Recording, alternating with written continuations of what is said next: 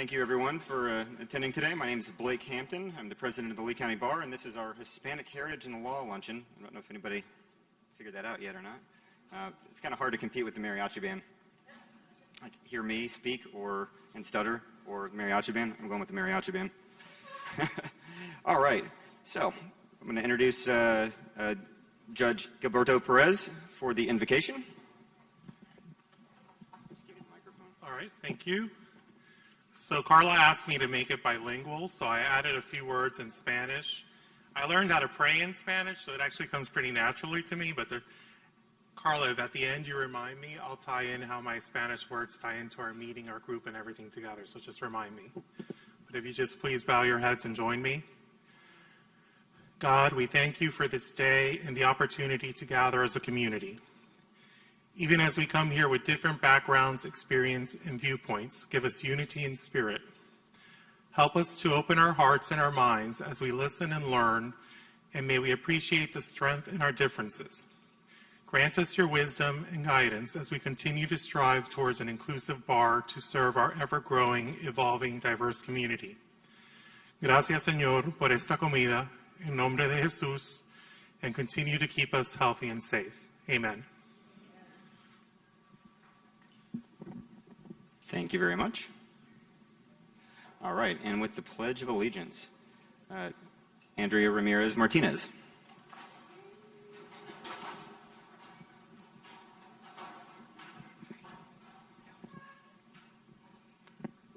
I pledge of allegiance to the flag of the United States of America and to the republic for which it stands, one nation, under God, and indivisible, with the liberty and justice for all.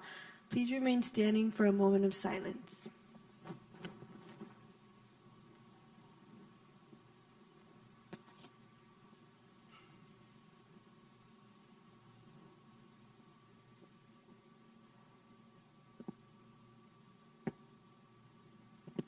You may be seated. Thank you. So when you weren't looking for me to end the silence, I'm like, when? All right. Thank you very much. And now it's time to acknowledge our dignitaries in attendance. And we'll start again with Honorable Gilberto Perez. Honorable Kimberly Davis Bocelli.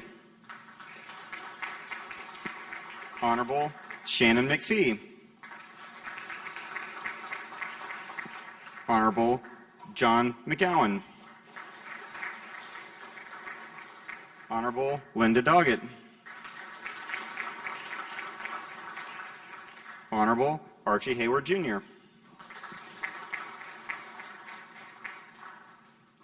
Honorable Tamara Nicola. Honorable Devin George. Honorable James Adams. Honorable Kyle Cohen. All right, and now we're going to recognize the annual sponsors. And if everyone would hold their applause to the end, so we can get through them quickly, because we have a lot of them. Copy Lady, Kelleher Law, U.S. Legal Support, Edison National Bank, Fort Myers Court Reporting, Boyle, Leonard, and Anderson, Sanibel Captiva Community Bank, the Vistas at Eastwood, Associates in Bruce L. Shiner, Boy, Agnew, Petanovic, and Miller, Del Lago Law, Hampton Law, Henderson, Franklin, Starnes, and Holt, John Webb Legal Group, Law Offices of Dennis Webb, Law Offices of Michael Rahab, Park Royal Hospital, Aloya Roland Lubell and Morgan, Conrick PR and Marketing, and Sexto Productions.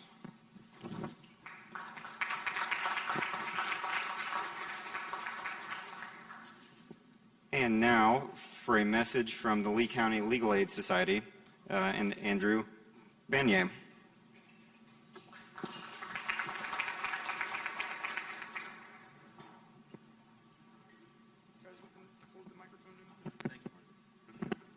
Good afternoon. I just wanted to share a quick message that if any of you are interested in any pro bono services opportunities, we have exactly what you need. Every single Tuesday afternoon, we conduct a clinic in partnership with the Lee County Clerk of the Court. It is a wild success. We served about 600 people last year. We've served over 300 people this year. What the model is, it's conducted in 20-minute increments, and our panel is just growing. So it's actually a lot of fun. We have a sense of camaraderie. There are regulars.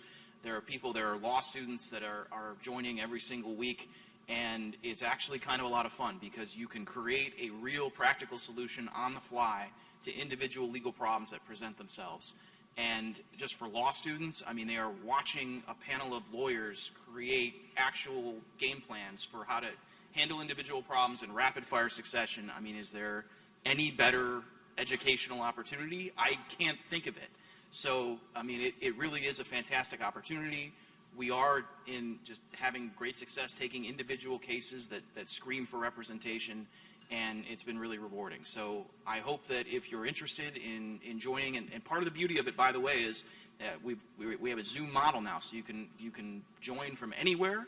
You can join for any amount of time, for 20 minutes, for 40 minutes, for 5 minutes, and you can help us help the people of Lee County that can't help themselves. And it is very satisfying, entertaining, and again, the panel is growing, so there's kind of a cool sense of teamwork that we're developing. But if anybody's interested, please contact myself or Nancy Dubois at Lee County Legal Aid, and we will give you the Zoom link, and I promise you're going to enjoy yourself because they're really kind of amazing and unique stories. Thank you.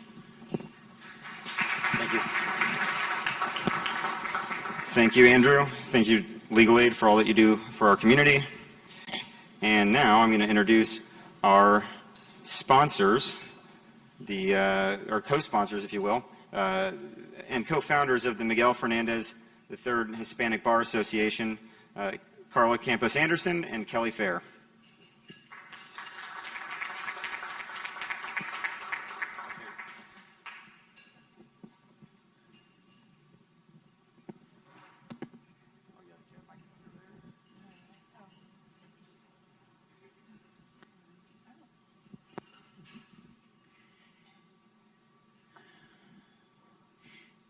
Hello, how is everyone today? Yeah, hold on.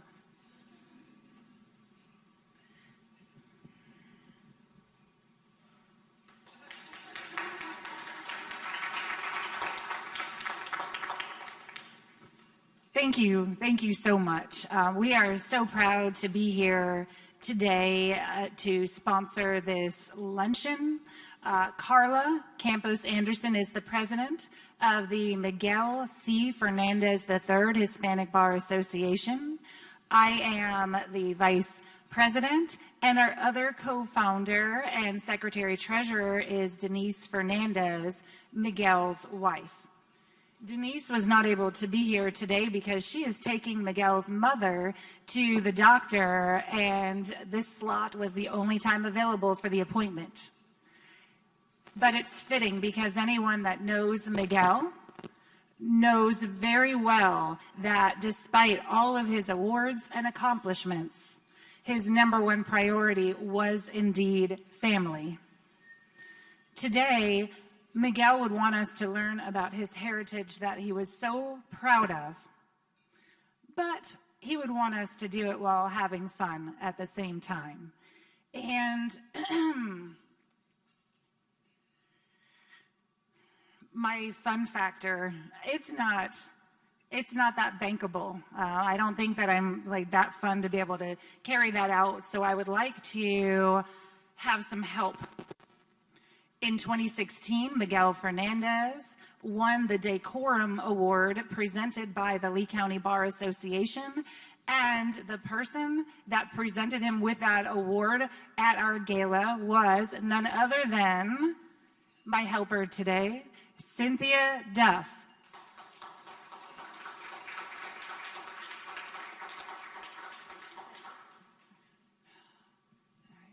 Cynthia, can you try that out, please?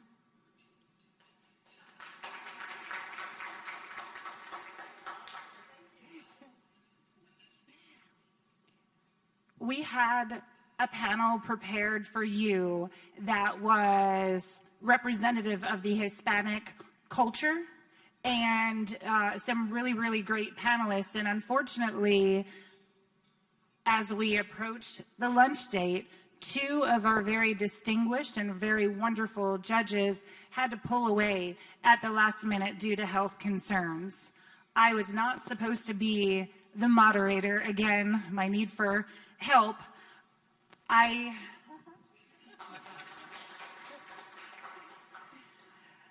am not Hispanic. However, I've always admired the culture, and I am just forever a fan of Miguel Hernandez. So it is with humility and honor that I stand before you today. And now let's meet the panelists. First, we have Judge Gilberto Perez. He was appointed as Circuit Court Judge in 2020 and serves in the Unified Family Court Division. Before that, he was a magistrate for 5 years, presiding over family law, Baker Act, and Marchman Act proceedings. He has lectured throughout the state in the areas of family law and legal ethics and has received numerous awards for his pro bono work. In 2018, he was named Jurist of the Year by the Florida chapter of the American Academy of Matrimonial Lawyers. Currently, he serves as the judicial liaison for the Diversity and Inclusion Committee of the Lee County Bar Association. Judge Perez.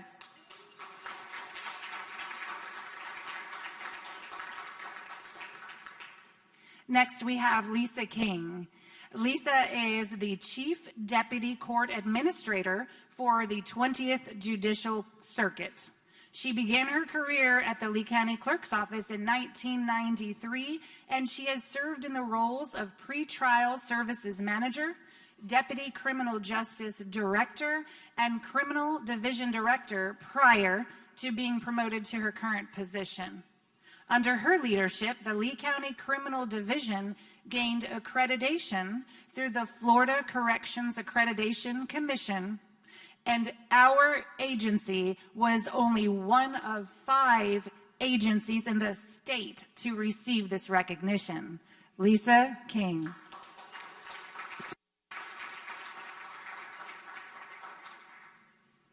Next, we have Carla Campos Anderson.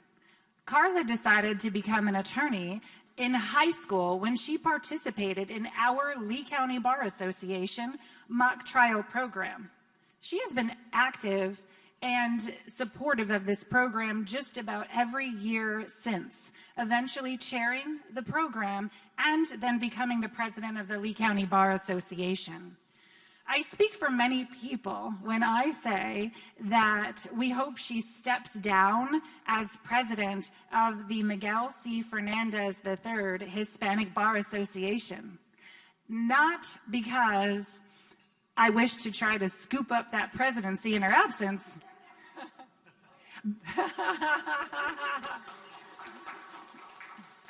but so she can serve as our judicial liaison. Carla Campos Anderson.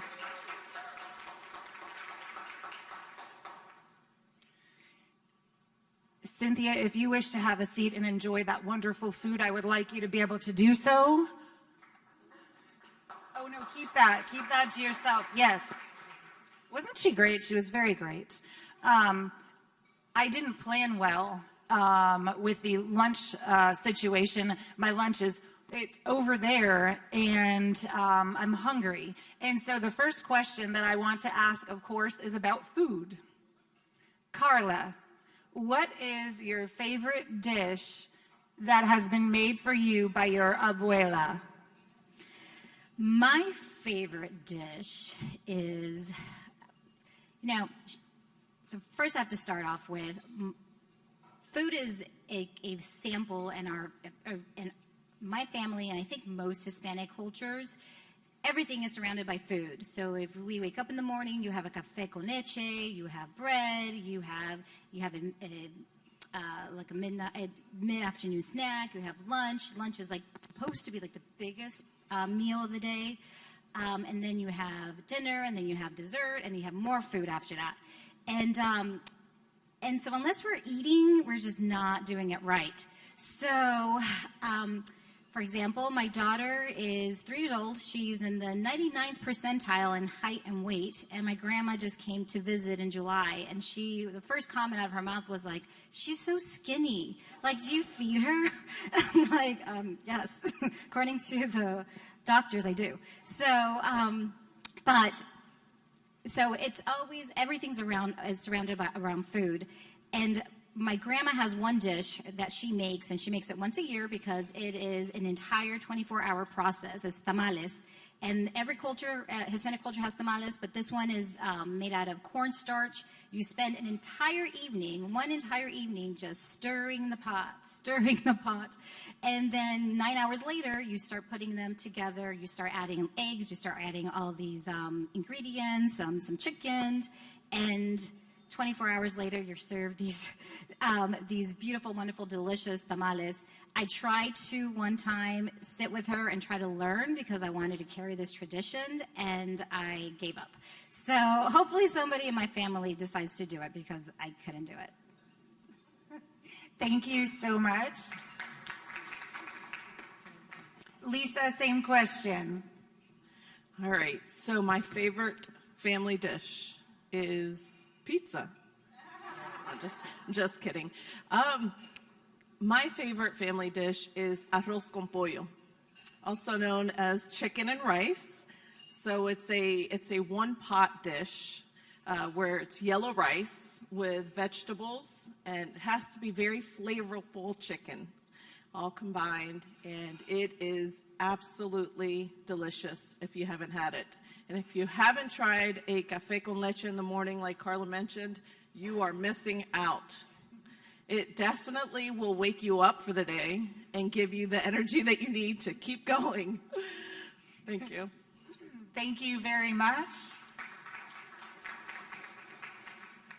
Judge Perez, a lot of people want to know more about you. Would you please tell us how you came to be in Florida?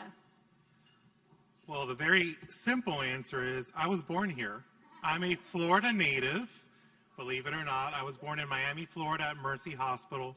But the more interesting answer is I came to Florida because probably about over 60 years ago, my father was a bus driver in Cuba, and small world that it is, he was born on a farm that his parents were working. They didn't own it, needless to say. They were working a farm next to my mother's parents' farm. My mom is 10 years younger, so as things go, you move away. My mom's parents, my maternal grandparents, were actually my father's godparents. But they moved away. Communication wasn't what it was. My dad was born in 1920, my mom in 1929, and they kind of lost touch. And one day on the streets of Havana, my mother and her much older sister were stepping onto a bus driven by my father. And my father recognized the older sister and, mentioned the connection. And much to her dismay, he was interested in my mom, not her. My dad at that time was about a 29-year-old widower. His first wife died of leukemia, leaving him with 2 very young children. And he met my mother. They started their courtship. They were married. And years later, when Fidel Castro took over, early on, the minute my mother realized she could not practice her faith and that was off the table, she told my father, I'm leaving the country with or without you. She told my sisters who were older, do you want to stay with your father or do you want to come with me? Needless to say, they all agreed to leave. My mother had 2 older brothers that had left during the Batista regime and had settled in the United States. They started in New York, but needless to say, it was a little bit too cold for the Caribbean blood. So they made their way down to Florida, started businesses in Miami, and they were the ones that claimed my family. And in January 19th, 1967, my mom says she was reborn when she stepped on a plane, headed here. And a little bit over 2 years later, I was born in Florida. So that's how I came to Florida. Very thankful to my parents. Hispanic Heritage Month is when we honor the contributions of Hispanics have made to our society, to everyday life. And I always think of it as no better I honor them all the time, but I honor my parents because I'm here thanks to them. They had a 3rd and 6th grade education. They brought their family to Florida. They had raised 5 children. I'm the first in the family to go to college, to graduate. My parents have a son that's a lawyer, obviously. They now have 2 granddaughters who are lawyers. One of them is a lawyer here in town, Leilani Stefanik, and I'm very proud of their contributions. But that was a long-winded answer to how I got here. I was born here. I'm a native, believe it or not. Thank you very much. Same question to Carla. I was not born here. I was born in Los Angeles, California, and when I was 5 years old, my mom saw an infomercial on the news saying, land in Cape Coral, water, really inexpensive, come live here. And so I'm, again, from Los Angeles, East Los Angeles, big city. There is no room because everyone's just touching elbow to elbow traffic every day, all day. And then we come in and we land our plane and there are chickens and goats and the roads are made out of seashells and I'm like, where are we? And, but, you know, my mom made a decision at that time. We, again, lived in Los Angeles. It was really dangerous. There were a lot of gangs. And my mom, I was about to start middle school, and my mom realized, I need to bring you somewhere that's a little bit more of a safe haven. So I tell her all the time, like, hey, I joined a sorority. You never know. I could have been a gang member. But, and so she, it's funny because we live now, my husband and I purchased a home just about a block away from where we built our house when we first came here. So that land that my mom came and saw in an infomercial is just a couple of blocks away from me now. Fantastic. Thank you so much. Lisa was born and raised in Lee County, and something notable about her that is similar to Miguel is, despite all of her accomplishments, her priority is family as well. And what we want to know is, what is the most memorable advice given to you by your family? Okay, so the most memorable advice that not only they gave me, but they actually lived out and were an example and testament of this, is to chase your dreams. You work for everything that you want, you never give up, and you go big. One of the things that they also taught me is that, you know, struggles and sacrifices along the way really make for you to give you an opportunity to appreciate and be so much more grateful for everything that you have in life. Thank you. Wonderful. Thank you so much. Judge Perez, I'd like to ask the same question of you. I think very similar to Lisa and very thematic is the advice my parents always gave me, especially my mom, is you can do anything. You know, early on, as long as I can remember, my mom told me, you are an American, you were born here. You can do whatever you want to do. And I remember going home from school crying, telling my mom, you tell me I'm an American, and they tell me I'm not an American. And she was like, who told you you're an American? No, my teacher said I'm not an American. Well, needless to say, she dragged over to the school and clarified that for the teacher, that I surely was an American. I was born in this country, and she always said, you can do whatever you want to do. So even though we grew up in a very lower middle class neighborhood in Hialeah and went to very poor schools, I knew I wanted to be a lawyer, and they never dissuaded me. They knew I wanted to be a judge. They never dissuaded me and said, you can do it. And that's an important message, that we have to give our kids that no matter what the obstacles are, they can overcome them. Similar to that advice of you can do anything you set your mind to, the other memorable advice that rings every day is that you treat everyone with the same courtesy and respect, whether they are the janitor or the CEO of the company.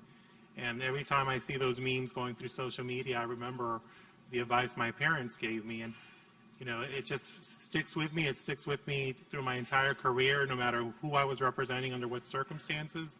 And now when I'm on the bench and people come in front of me, I always keep that in mind.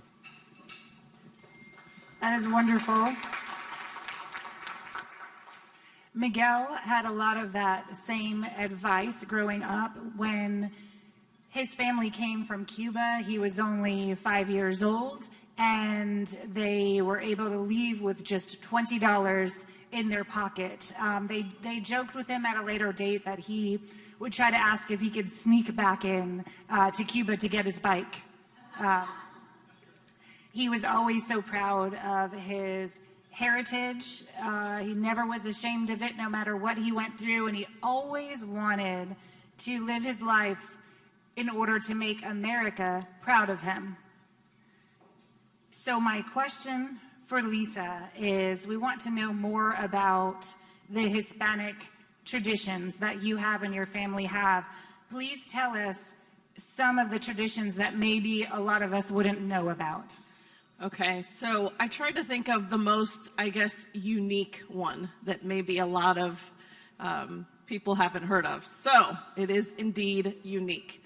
So on New Year's Eve, as you're preparing for the ball to drop, as a child, I would remember packaging 12 grapes.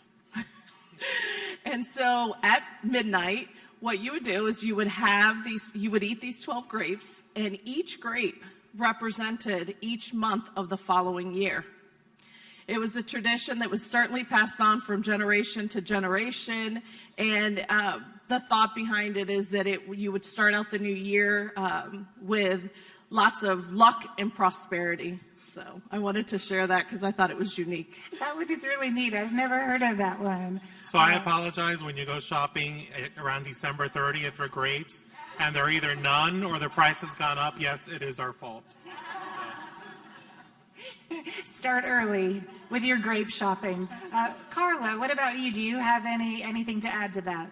You know, our family is really, we celebrate El Día de los Muertos, the Day of the Death, and so that's when we celebrate all our family members that have passed away. We take out photos, we put like little memorabilia, we put candles, we light, we pray, we spend time with our living family members, and we reminisce about their time on earth when they were here with us. Very nice, wonderful. It's good to know more about these things that we might not necessarily have known. It's been very interesting so far in this panel discussion, but right now, would anyone like to hear something funny?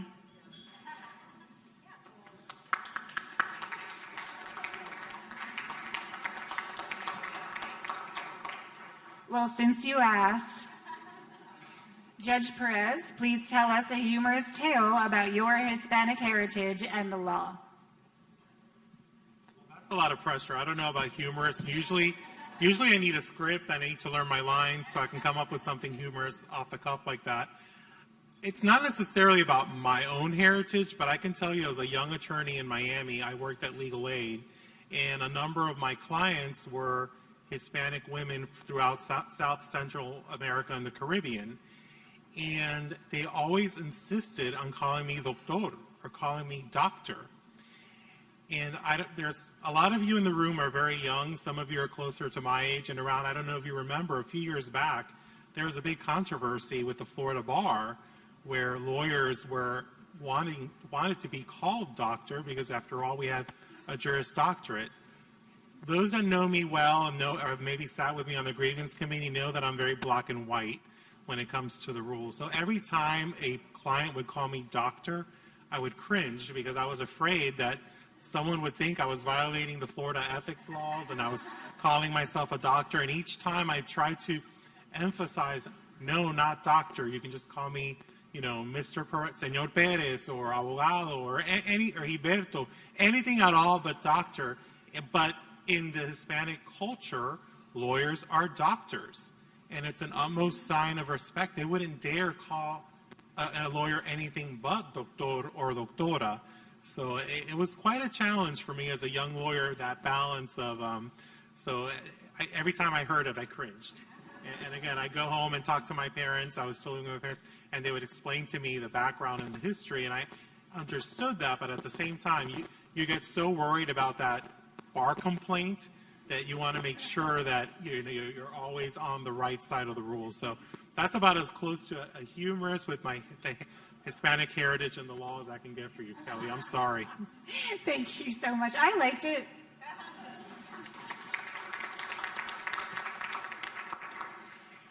Speaking of doctors, we just had a dignitary sneak in to this luncheon. Judge Hayward, thank you for being here. I want to recognize you.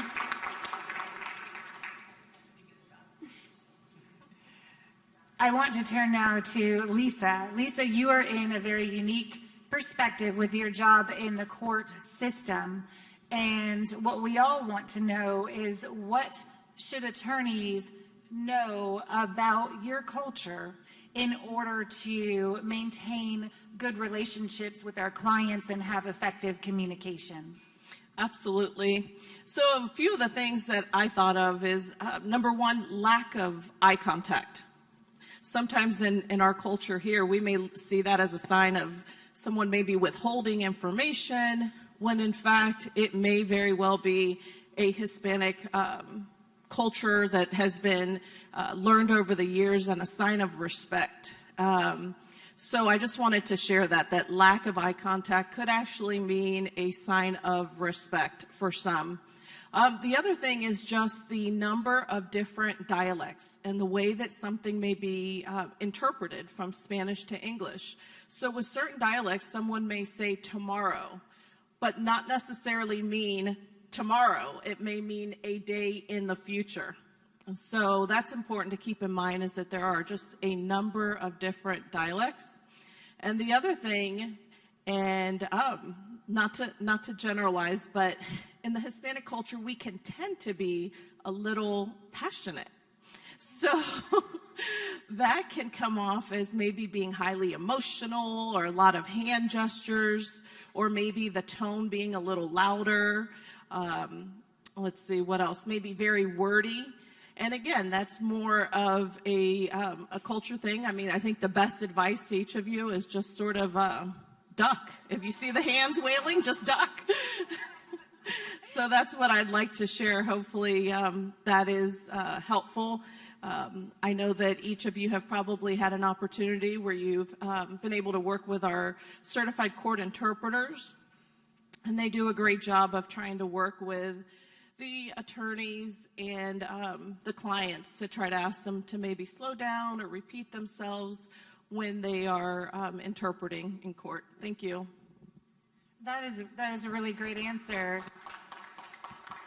The poor interpreters have to listen to me tell my clients with a language barrier, I mean, really each and every time, that I wish so badly that I could speak Spanish. And so I just say that on a repeat. So every time I'm in court, that happens. So we appreciate that, that information. Carla, can we ask you the same question? So just to piggyback a little bit about what Lisa just said, that actually reminded me, there's a phrase that when we ask somebody to do something, hey, can you do this? They'll say, ahorita, ahorita.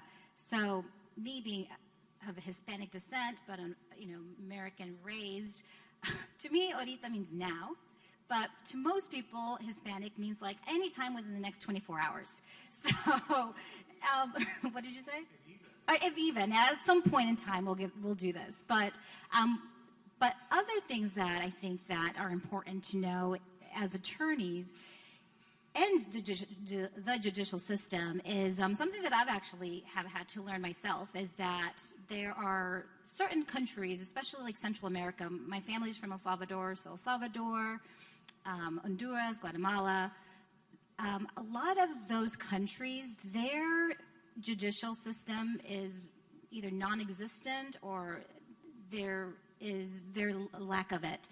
And so what the people know is that it may be corrupt, or they're distrustful of it, or they don't know enough about it, and that carries over here when they come to America. And so when they're involved here in some kind of judicial hearing of any kind, they're a victim or they are a witness, they have that distrust here. And I've had to work really, really hard and figure out how to be able to be able to gain people's trust. And I've realized that a lot of time is just showing them how our system works. And so I've had to sit down with a lot of witnesses who don't want to come to court because they're afraid for whatever reason, come with me and almost like shadow me through the court as I'm doing certain hearings, so they can see like this isn't just police coming and raiding and just bringing people to jail, or this is how the court system works, and actually them seeing it and being part of it gives them a better understanding. And my hope is that by me teaching that to them, they're able to bring it to their community and to their family and explain to them that this isn't such a scary system like maybe how it is in their countries. So that's why I think that the programs that we have here, I know we have a lot of things for like children, mock trial, that's why I feel like that's so important. Anytime that we can have people come to the court system and witness one-on-one on what we actually do is very, very helpful. Thank you so much. Very good. Your Honor, I'd actually like to ask you the same question. It's very similar. It's not so much that the dialects are different, because Spanish is Spanish. But just think of it, for example, I'll give you an example from my own experience.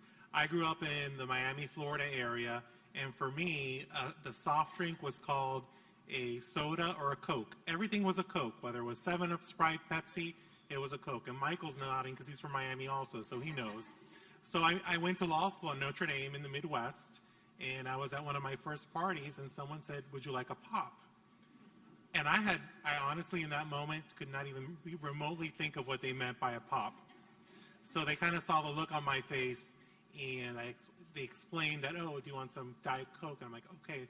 And just like that, there are a lot of words that were used in the Midwest that we didn't use in Miami, but we were all speaking English, and it's the same thing with Spanish. And definitely the one Carla mentioned, the ahorita or the mañana is one. For Cubans, ahorita means sometime in the future, whenever. But for other backgrounds, ahorita means right now. And as judges and as magistrates, we get a lot of training on diversity and cultural issues. And I had never thought about the whole look in the eyes thing, but in certain cultures, it is disrespectful to look at a person of authority in the eyes. Whereas in my culture and in the courtroom, as lawyers, we're taught if someone's not looking you in the eyes, they're lying to you. So something as simple as that, I think it's very important to remember. And the other thing that I would like to highlight for everyone, and I'm not sure, I don't want to assume, are you Cuban origin? Okay, based on the arroz con pollo and the grapes and I just assumed, but I didn't want to assume, and I know Carlos is very different. Just because we're all Hispanic, yes, we all came from Spain. My grandparents were born in Galicia, my grandfather. My mother's parents were born in the Canary Islands. We all come from Spain, but as the Spaniards came to Cuba, they developed new traditions, new customs as they came to Mexico and Central America and South America. So although we may all speak Spanish, we have very different idiosyncrasy, different words. So just keep that in mind. I'll wait for the next question to elaborate that on a little bit further for like the Hispanic bar and how I think it can be helpful to everyone. But I just wanted to mention that keep in mind that we're all different, and the best thing to do is just try to you could always ask around just to make sure. And the interpreter thing I think is really important. Some of you appear in front of me, and you know that I'm not shy to correct. And it's not that I'm correcting the interpreter, because I don't want everyone to think the interpreters aren't doing a great job. They're great. They do a wonderful job, but it's incredibly difficult. I would never do it. And sometimes, they go so quickly that they miss an important word, or they miss something that's key, or it might be a Cuban American interpreter that's translating for a Mexican and might not understand the word. So just because I correct them or ask them, can you repeat the question, or that's not exactly what she said, they all do a great job, and I certainly wouldn't want it. Fantastic. Now, we're in suspense about part of your answer, so the next question goes to you, Your Honor. Can you please tell us about the importance of having a Hispanic Bar Association and promoting members of the Hispanic community? From my perspective, and it's not so much as, promoting members of the Hispanic community as much as maybe a resource, an education resource. If you have a client and you have a question, call Carla, ask them, talk to them. I see it as an opportunity for mentorship. I moved here from Miami and I grew up in the majority. My high school was 95% Cuban American. The Miami legal community was not. That was a little bit abrupt coming to that community. The Midwest certainly was not. I was one of maybe 5 Hispanic American students in my law school class. But when I moved here, one of the things that really struck me was that within hours at the state, I came to work at the state attorney's office, and with a few hours of sitting at my desk, Judge Maria Gonzalez, who was a prosecutor, Jesus Casas, who's now a federal prosecutor, and Nancy Cruz, our victim advocate, came to my office and said, "We're Cuban American. We wanted to let you know you're not alone. We're here." We had the tradition of the 3 o'clock Cuban coffee every day like I had in Miami. Then Jose Calvo joined the state attorney's office. He joined our little group. And sometimes it's just that sharing of that background, and I see that as an opportunity with the Hispanic Bar Association, just offer mentorship for young attorneys, new attorneys, or older attorneys moving to the area, and also to inspire our local community. I mean, I think that as a Cuban American judge, Hispanic American judge, there might be that student at Cape Coral High or Fort Myers High or Lehigh that has never met a lawyer or a judge, let alone one that has the same background. Because I met my first lawyer when I got to law school. I had never met a lawyer, didn't know a lawyer, certainly didn't know a judge. So that's what I think is the importance of a group like the Hispanic Bar Association. And just to tie in the Miguel connection before I forget, I said at the beginning some words in Spanish during my invocation. And what I said was, let me translate quickly in my head. Thank you, Lord, for this food. In the name of Jesus, amen. And where I picked that up was from my family who lives here. I have a sister and a brother-in-law, niece and nephew that live here. I moved here on January 6th. My niece turned 12 on January 10th. And I was living with my sister while they built my house. And I got home from the state attorney's office, walked into her kitchen, and sitting there was a woman, and she said, "Oh, you're a lawyer in town. Maybe you know my husband. My husband is Miguel Hernandez." I never even met Miguel, but I met Denise first. Her daughter was one of my niece's classmates and good friends. They were there together for a birthday party. My niece used to go to her house for dinner, and my niece learned that prayer. And the first time it was her turn at the dinner table to say a prayer, she had heard that so many times at the Fernandez's house, it kind of stuck. And so we've kind of adopted it, and now that's the quick and easy. Listen, we want to get to our food. We don't mess around. None of those long prayers, so it's quick and easy. Now we do it in English and in Spanish because as our family has blended, I married outside Hispanic American culture. My niece is married to someone outside, so now we do it in both languages. And something that Lisa said struck me as funny too. I always get the question, why are you all fighting? Why are your sisters arguing with each other? We're not arguing. What are you talking about? Well, why are they yelling? We're like, we're not yelling. They're just speaking. We're having a good time. So the importance of this type of bar, just like the Lee County Bar in general, is a camaraderie, mentorship, and friendship. Thank you so much. I think Miguel would have really appreciated your words.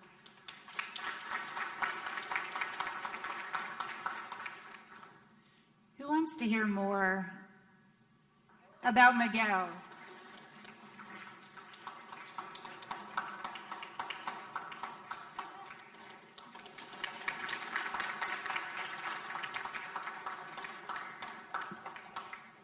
I did that for Miguel. He would want those applause at that level.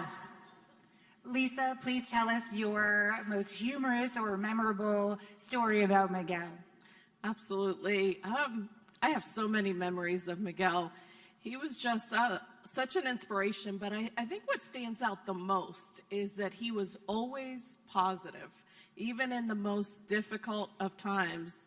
So, I'd see him just kind of rushing through the courthouse, going from courtroom to courtroom, and he'd always stop and say, "Hi, how are you?" No matter how much he had going on, he would stop. "How are you doing? How's the family?"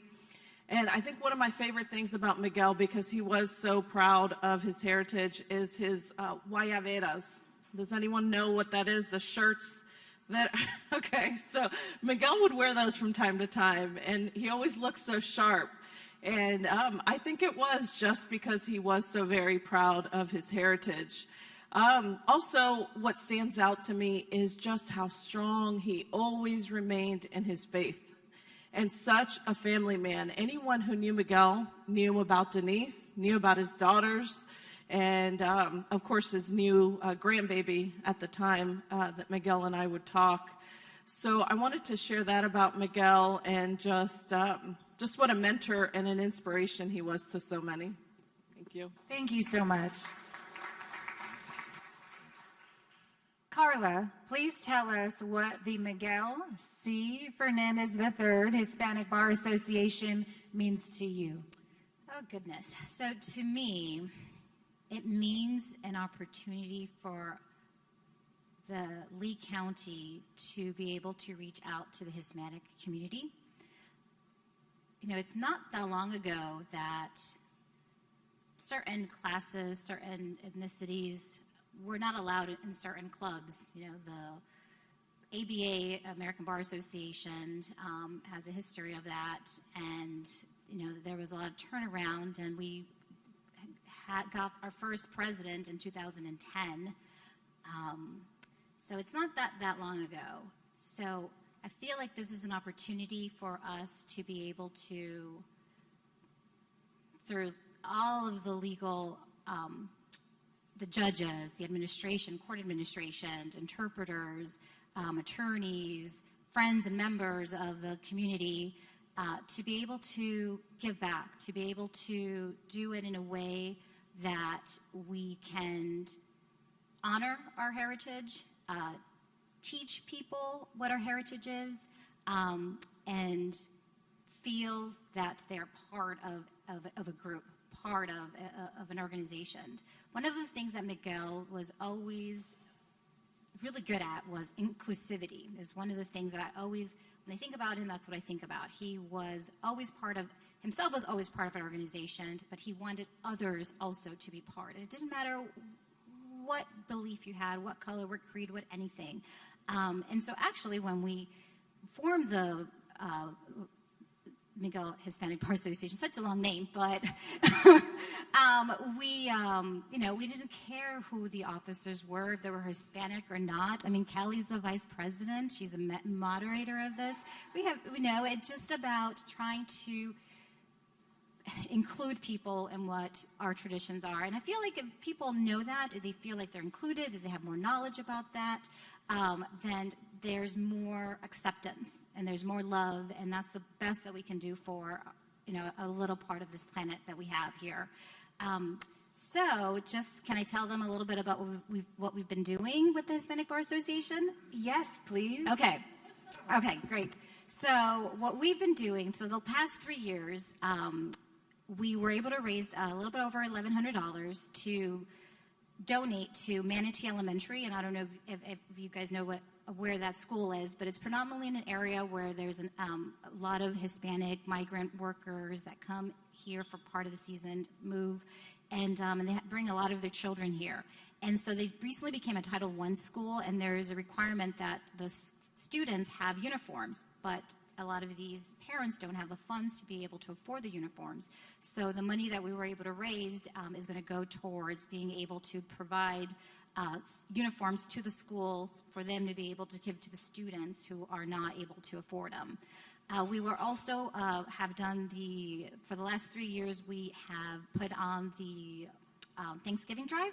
And so we have raised over almost, I want to say $8,000 in the last 3 years. We have fed over 600 families. We have fed over 1,200 individuals.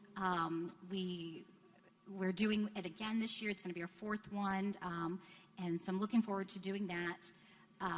Probably the most exciting thing is that after we had our annual meeting 2 years ago, I believe, we met with, or 1.5 years ago, we met with Chief Diggs from the Fort Myers Police Department, and he told us that there is this really big problem that they have right now where there is a lot of crime being committed against the Hispanic community, and that their fear and their mistrust of the legal system is preventing them from being helpful to the law enforcement. So they will either make themselves invisible, disappear, just they don't want to be involved in anything.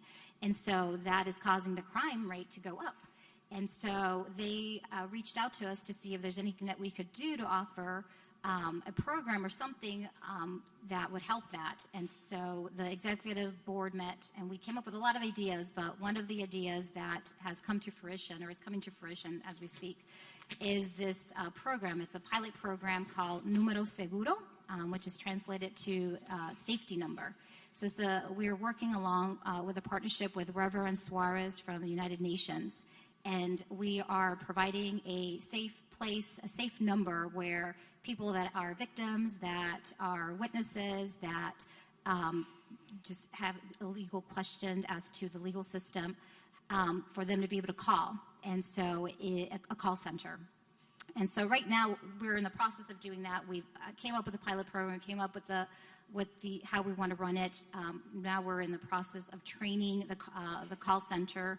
And we have officers that the Fort Myers Police Department have indicated as Número Seguro officers. So when there is a crime or a case that somebody wants to report, they're going to be able to directly give them these officers that are going to be safety, that they will feel that they can trust. And we're hoping that that's going to bring down the numbers of the crime that's currently happening. So that's really exciting. We've been working on it. It's been confidential, except for we just had a board meeting, a membership meeting about a month ago, and that's the first time we said it. So for the past year and a half, we've been working on this. We haven't been able to tell anybody, so it's nice to finally be able to talk about it.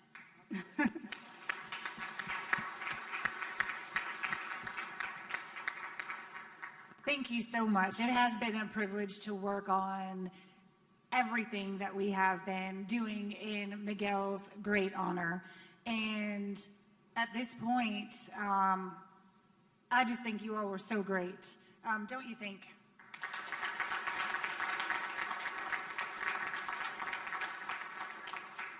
Thank you to Judge Perez, Lisa King, Carla Campos Anderson, and our very special guest star, Cynthia Duff. And Cynthia has something to say to close down our program. Come on up here. Come on up with me. Come on right here. All right. Right. Yeah, just hand it to me. My lovely friend Kelly, she is awesome. Thank you. Thank you for moderating, Kelly. Great job. Someone here thought they were going to get away without telling us a very important piece of information. Who do you suppose that is? I can't even imagine. Happy birthday, Judge Perez. Thank you. Happy birthday.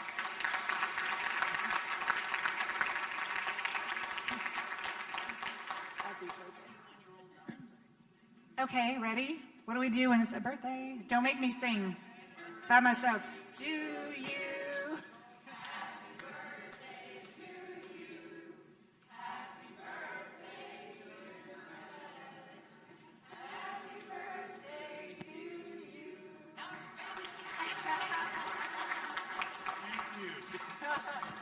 Thank you all so much. It was an absolute honor to be here. Thank you.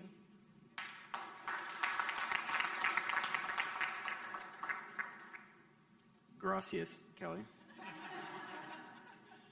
Isn't Feliz Cumpleaños, isn't that a happy birthday? There you go. All right, cool, I know a little bit. So thank you everyone for coming. Thank you to our panelists. This has been a lot of fun. I wish the mariachi band was still here so I could say muchas gracias to them. And I want to let our Lee County Bar Association Foundation President hijack the mic for a second. Everybody, thank you very much to our panelists. That was a great presentation, and I had some tres leches, which makes me very happy today. I just wanted to announce that the Lee County Bar Association Foundation, thanks for all of our member support, has opened its grant cycle. It's going to be, we're accepting grant applications from local nonprofits and for local programs. I think that Manatee Elementary program sounds like a great one. And we have about $50,000 that we'll be giving away to local nonprofits. So the application is on the Lee County Bar Association page under Foundation at the top, and it's open until October 15th. And then a quick one more announcement. We're going to be having our annual wine tasting in November. Details to come. Hopefully I'll be able to drink wine again by November, and I'm going to be really looking forward to it. So we hope we can see you there. And again, please submit applications for local nonprofits to receive grants. Thank you. Thank you very much.